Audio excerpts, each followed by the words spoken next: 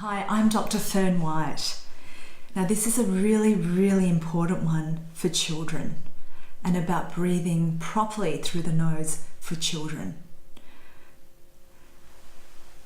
A whole bunch of things starts to come into play with children, and it starts from when they're first born and why it's important, if you can, okay, not all women can, but if you can, to start breastfeeding.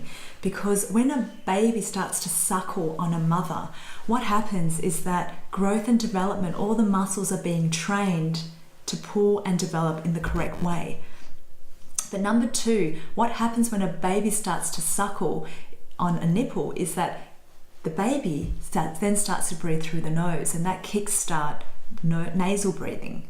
Now, nasal breathing is so important, particularly for growing children. And there's a whole list of reasons why, and I'll just go through really briefly with you. It's not only beneficial, so the nose is used to filter particles, bacteria in the air. If you breathe through the nose, or if children breathe through the nose, they're less likely to become sick and catch infections because of all these incredible things called cilia, which filter the air and the bugs. They're also less prone to getting things like middle ear infections, and particularly for kids, oxygen is so important to their vitality and development. And I said in my previous video how important it is when we breathe through the nose, we train our body to actually unlock the oxygen molecule efficiently. And oxygen is used, it is the gold for our cells, every single cell in our body, billions of them, to use the oxygen to produce energy so we can do all the things that we need to do. And that's how we live. Breathing through the nose allows us to take in more oxygen. Even though it feels like we're breathing less, it increases our body's efficiency to take up that oxygen.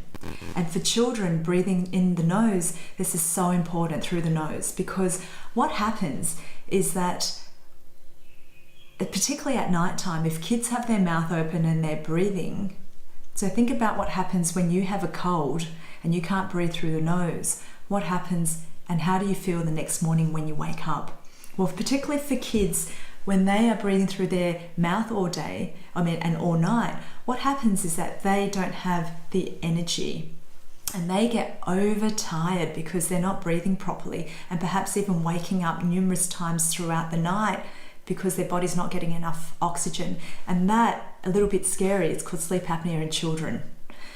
And we need to get that checked out, okay? But what happens is then kids, when they get tired, unlike adults, they don't get lethargic and tired. They actually get hyperactive, and unfortunately in some cases are diagnosed with things like such as ADHD and put on medications that actually make the whole thing worse. So going back, so important for kids to learn to breathe through their nose so they can have the right amount of oxygen intake for their vitality, energy levels, and just normal growth and development. Number two, for kids from a tooth perspective, when they open their mouth and they breathe through their mouth, the tongue sits down on the mouth. Now the tongue is so important. Every time we swallow, it should be on our palate, but really it should be resting on our palate, particularly for kids, because the tongue acts as an archway to allow the teeth to develop around there properly. So kids then don't get crowding if they are able to breathe and function properly by nose breathing, keeping their mouth closed. When they swallow, the tongue goes up on the palate. Every time the tongue goes up on the palate, it exerts 500 grams of forces. That's half a kilo of force to keep that palate open.